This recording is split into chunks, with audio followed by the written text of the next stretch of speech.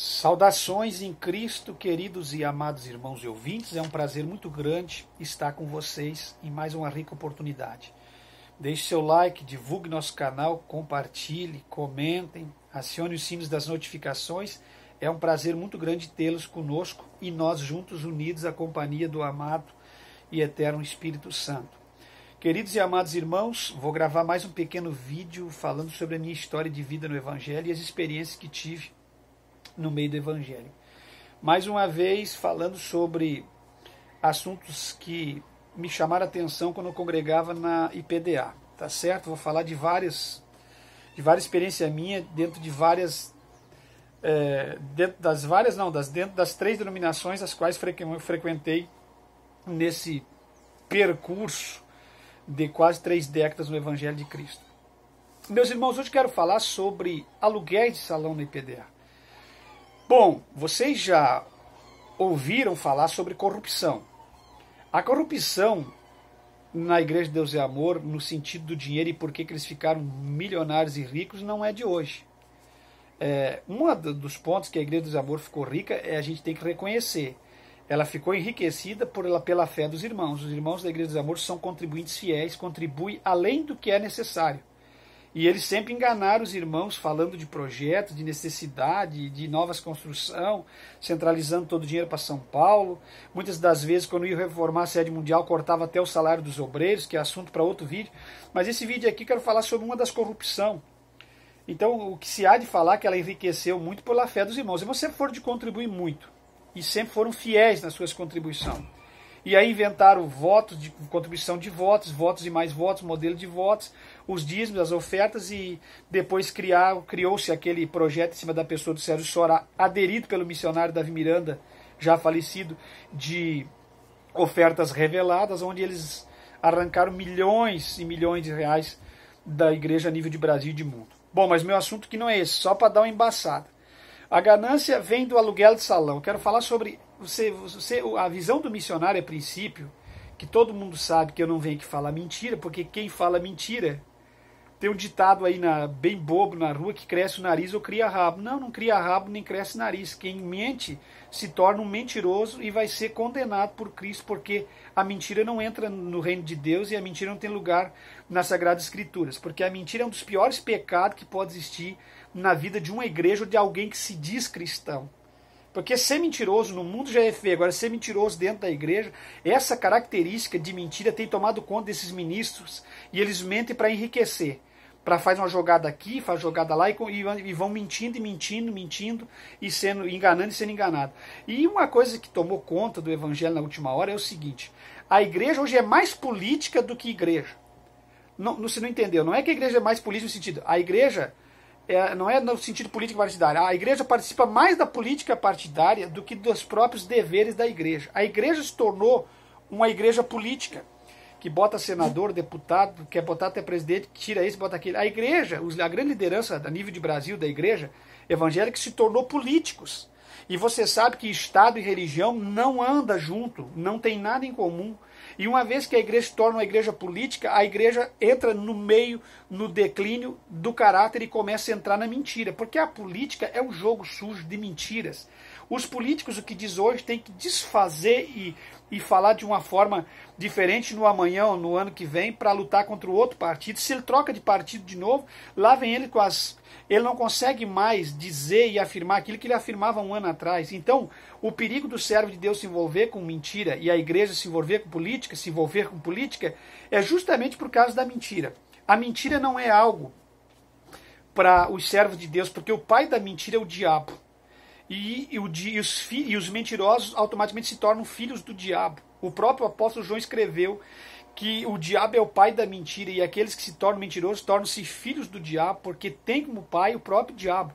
Porque desde o começo foi mentiroso e homicida e não permaneceu naquilo que era para permanecer. Então vocês entendem o que eu quero dizer? Então a mentira é um jogo sujo. E eu não quero de forma alguma mentir. Então nós temos que falar aqui no canal a verdade. Você entende? Porque nada podemos contra a verdade, senão pela verdade Paulo escreveu aos Coríntios. Então entenda uma coisa.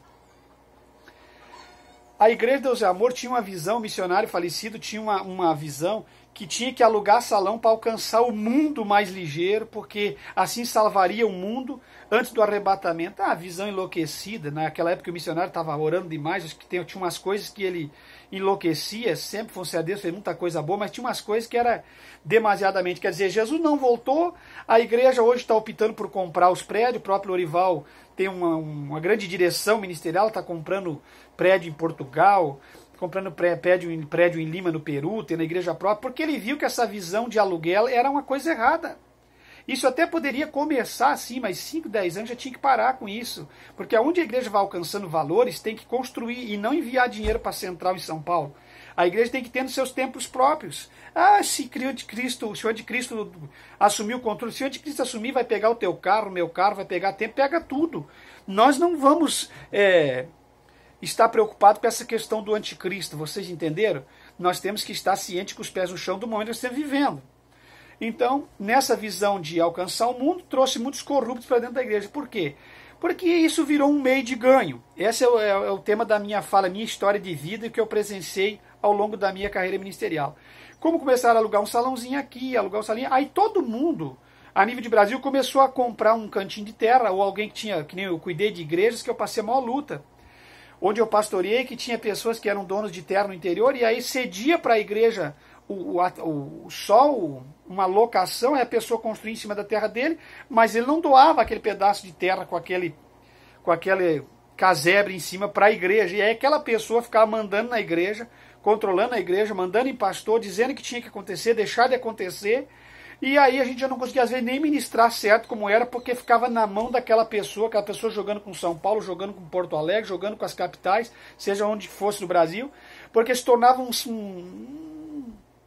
meio que dono da igreja ali, você entende? Porque tinha locado aquele pedaço de terra. Bom, eu sou de acordo de comprar um local e construir, porque a igreja tem que ser dono ela tem que ser dona do que tem, para que ela possa doutrinar e ensinar os irmãos, senão vai se tornar uma troca de favores.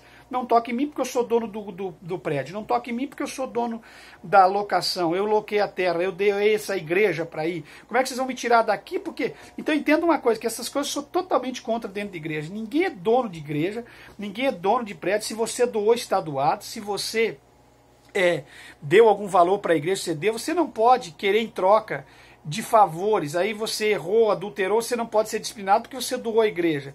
Então isso sempre foi um problema dentro de Assembleia de Deus e Amor.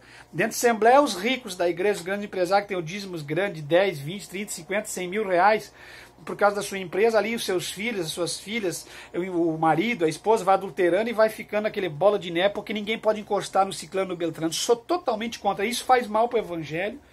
Isso destrói com o verdadeiro evangelho de Cristo. Vocês entendem? Dentro da igreja, as pessoas têm que ser igual. Eu sei que às vezes foge porque a pessoa tem mais dinheiro, de repente a pessoa, porque quem tem mais dinheiro anda mais, então tem um carro, de repente dá uma carona pro ciclano, pro pastor, fulano. Isso aí não estou nada contra isso, porque automaticamente quem tem mais vai andar mais, quem tem menos se limita a andar menos. Mas no tratamento geral tem que ser igual. Tem que ser igual o tratamento das pessoas. Se é um é disciplinado, tem que ser disciplinado as mesmas pessoas. Então eu sou totalmente, sempre fui contra, desde o princípio da minha fé, e vou continuar sendo contra até o dia de eu partir. Não pode ter um tratamento com uma pessoa, com um trabalhador que trabalha 8 horas de relógio por dia, e um tratamento com um empresário só porque é rico. O trabalhador de relógio, se pecou, caiu no adultério por uma fraqueza, por um deslize, é excluído da igreja ou é colocado para o canto. O empresário, se faz uma reunião, porque não pode expor o nome dele, por causa da empresa dele, por causa disso, aquilo, faz uma reunião em gabinete fechado, tenta botar para baixo o tapete de pecado. Eu estou cansado até por aqui dessa situação dentro da igreja. Para mim não cola, não me serve. Isso não é evangelho, isso é favores dentro do evangelho. Bom, voltando ao meu assunto, para não encerrar, para o vídeo não ficar longo, nesses vídeos, minha história de vida, aquilo que vivi no Evangelho, eu quero fazer vídeos mais resumidos para os irmãos terem uma ideia mais rápida daquilo que está sendo falado. Então, cada um comprava um prédiozinho e alugava para a igreja. Então, a pessoa ganhava 2 vezes. Você entendeu? Ele era um membro da igreja e locava o seu salão. Ou então, a igreja alugava aqueles lugares ruins onde a igreja pouco crescia, só virava em vexame, que eu tinha pavor de pastorear aquelas igrejas, normalmente era debaixo da casa da pessoa. A pessoa construía um prédiozinho pequeno de 2 pisos, morava em cima e embaixo era um porão ali com viga no meio, impedindo a visibilidade das pessoas do altar. Então ficava ali aquela pequena ou média congregação, naquele primeiro piso, ou a pessoa morando em cima, a pessoa se constrangia para estacionar o carro, se constrangia quando chegava na igreja, se constrangia por fazer barulho, pessoas caminhando em cima da parede de cima enquanto as pessoas estavam cultuando embaixo. Quer dizer, uma coisa inaceitável para uma igreja. A igreja tem que ser ordeira. Eu já falei aqui num vídeo anterior, vocês assistem todos os vídeos do canal, que vocês vão ver como é que se constrói a igreja, o que se faz para o altar, como é que se faz a decoração de uma igreja, quais as cores que uma igreja deve ter, como é que se faz, como é que, se for possível, a igreja tem que ter vista de igreja. A igreja tem que ter arquitetura de igreja, porque a pessoa tem que sentir em paz no espírito de estar numa igreja dentro de uma igreja. Então tem coisas muito complicadas na última hora, por isso que muitas pessoas zombam e chamam de boteco de aleluia. Porque quem trabalha numa igreja, ou quem abre um salão, ou quem abre um ministério novo de formação, não sabe procurar um lugarzinho decente e fazer uma fachada de igreja, um local de igreja, não sabe de forma alguma. Pode ser pequena, média ou grande, mas tem que ser um local amplo para trabalho da igreja. E se você for inteligente procurar, você vai achar. Bom, meus irmãos, cada um comprava um salão, isso foi virando moda. Aí teve pessoas que não tinham muito dinheiro, o que aconteceu? Aqueles membros mais ricos da igreja começaram a comprar salão e alugar para a igreja. A pessoa ganhando 2 vezes da igreja. A igreja gastando 2 vezes em algo desnecessário.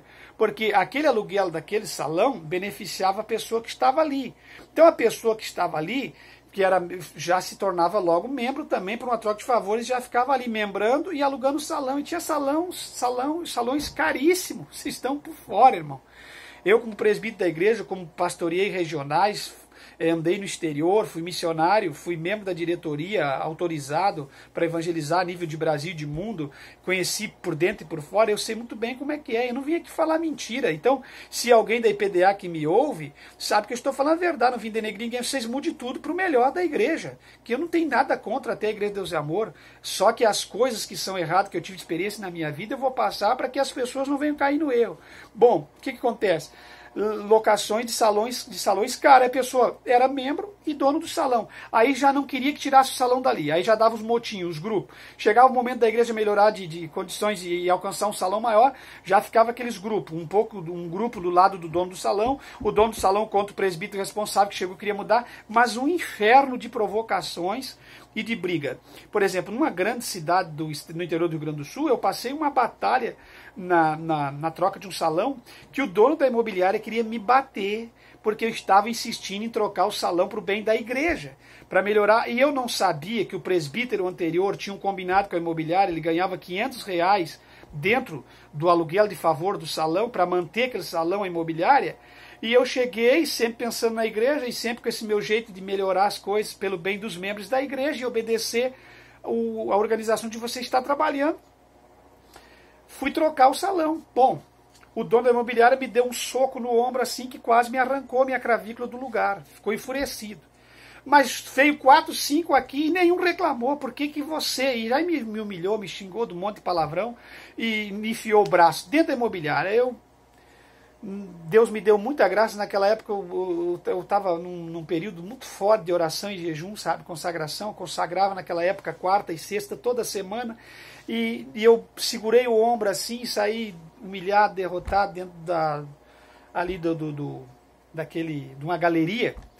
E conversando com Deus fui para casa. Bom, depois repensei e voltei com calma, peguei outras pessoas e troquei o salão de lugar. Mas o que acontecia ali?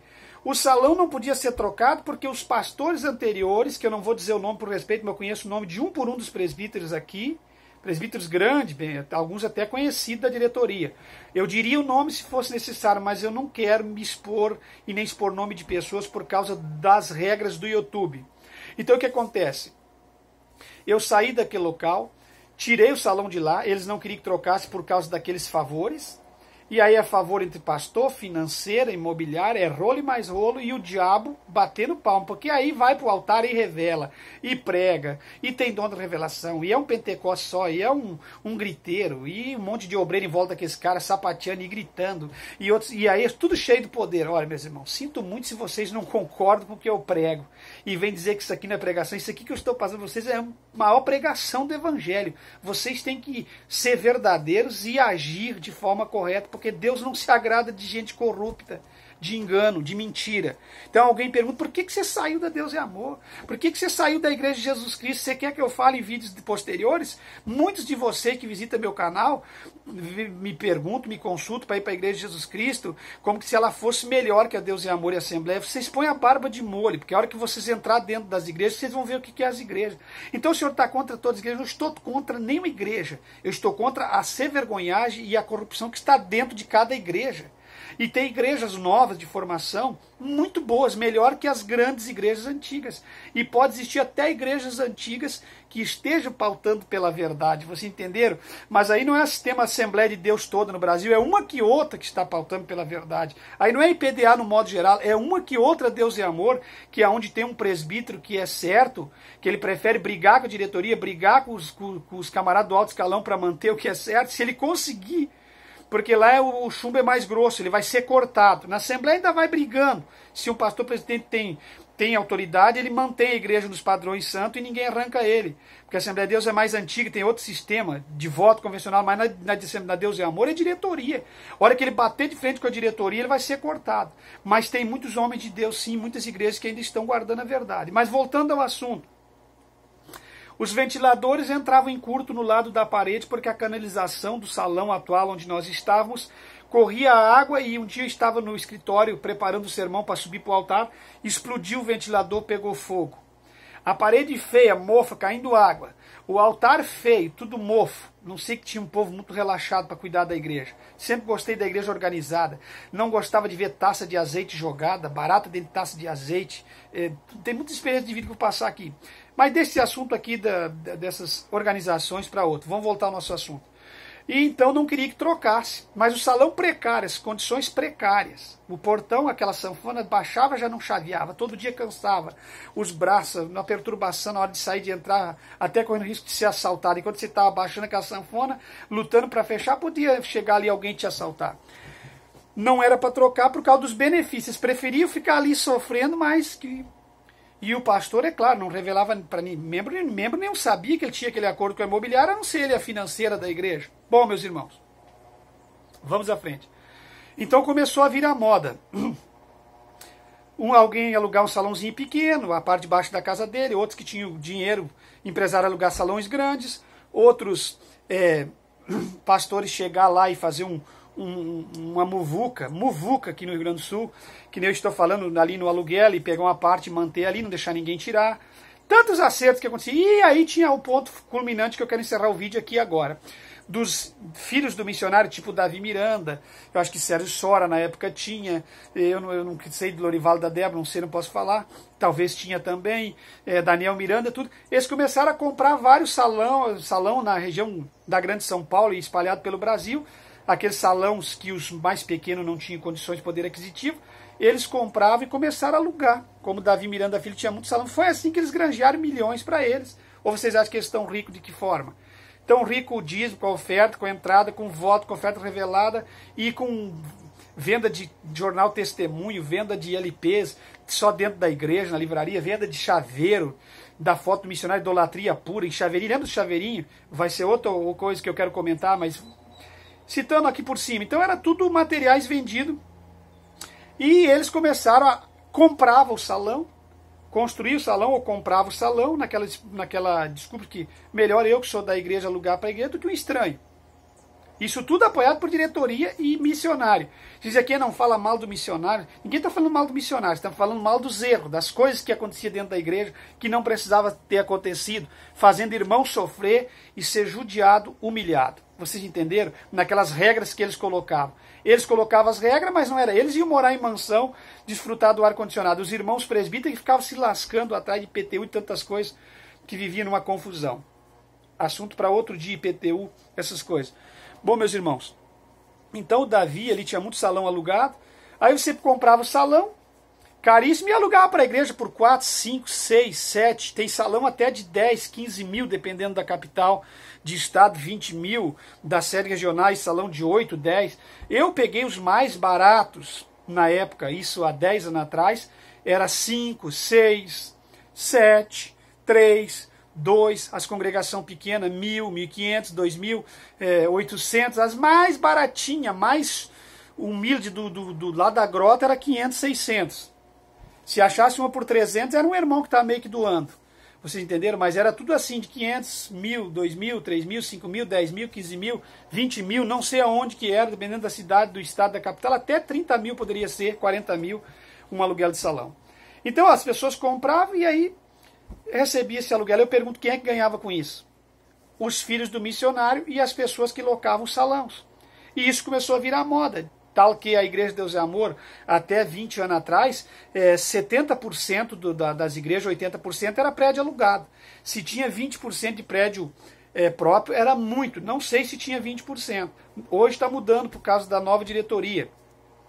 Então isso é um prejuízo para a igreja, porque esse dinheiro de anos nunca voltou para a igreja, esses dízimos e essas ofertas que são patrimônio de Deus, da igreja, isso nunca mais voltou para ninguém, porque foi pago nesses donos de salão.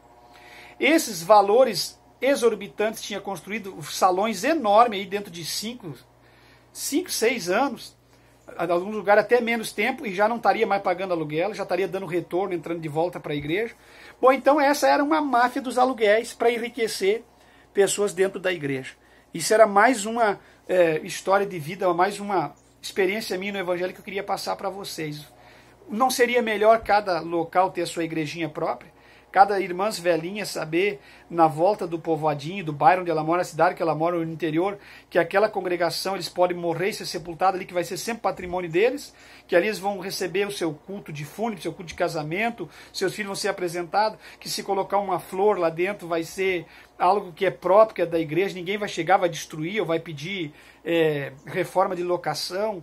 Aí quando entra, pega num contrato, quando sai tem que reformar tudo para devolver, que são valores exorbitantes. Enfim, todo esse dinheiro mal administrado foi fora, que era o dízimo e oferta sagrada. Tá certo? Que Deus te abençoe, fique em Cristo jamais seremos enganados.